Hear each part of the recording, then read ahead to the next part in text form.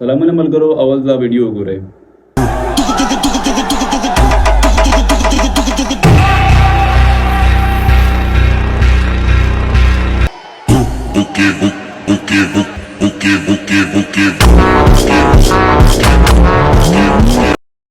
دغه شان ویډیو به تاسو څنګه سیټ کوئ؟ زه درته اسانه طریقه ښایم.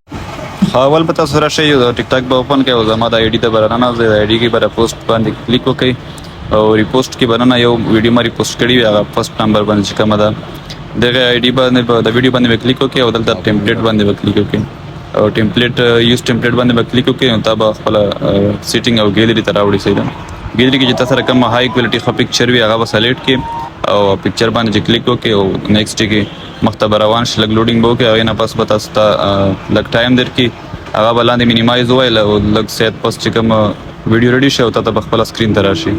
نور زده کړې دپاره زموږ یوټیوب لینک په بایو کې دی، تاسو کلیک